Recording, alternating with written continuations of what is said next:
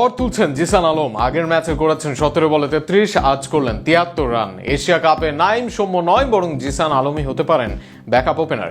যতক্ষণ মাঠে থাকেন ততক্ষণ ব্যাট চালান বাঘের মতো। বাবা ছিলেন জাতীয় দলের খেলোয়াড়, তাই রক্তেই ক্রিকেট নিয়ে জন্মেছেন এই ব্যাটার। আরো শুনুন প্রতিবেদনা। টানা 2 ম্যাচে ঝড়ো ব্যাটিংয়ে আলোচনায় উঠে এসেছেন জিসান আলম। আগের ম্যাচেই তিনি খেলেছিলেন মাত্র 17 বলে 33 রানের বিধ্বংসী ইনিংস।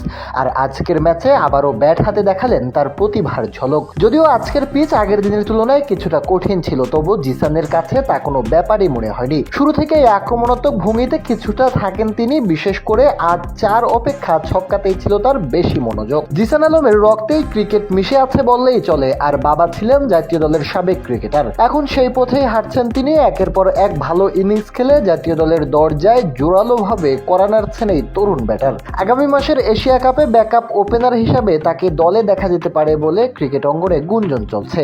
আজ নেপালের বিপক্ষে তার ইনিংস ছিল চোখ ধাঁধানো। 46 বলে খেলেছেন 73 রানের ঝড়ো ইনিংস। এর মধ্যে 4টি 4 আর 5টি ছক্কার মার ছিল। লেগ বিফোর উইকেটে আউট হওয়ার আগে তার ব্যাট থেকে আসে প্রতিটি শট ছিল দর্শনীয়।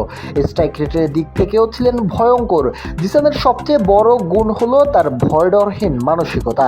যতক্ষণ তিনি উইকেটে থাকেন ততক্ষণ প্রতিপক্ষ বোলারদের জন্য হুমকি হয়ে থাকেন। নিজের শট খেলতে পিছপা হন না তিনি। টি-20 ফরম্যাটে যেসব ব্যাটসম্যান দলের জন্য গেম চেঞ্জার হয়ে ওঠেন, জিসান ঠিক সেরকমই এক ক্রিকেটার হয়ে উঠেছেন। এভাবে ধারাবাহিক পারফরমেন্স চালিয়ে যেতে পারলে শীঘ্রই জাতীয় দলের জার্সি গায়ে চাপাবেন তিনি।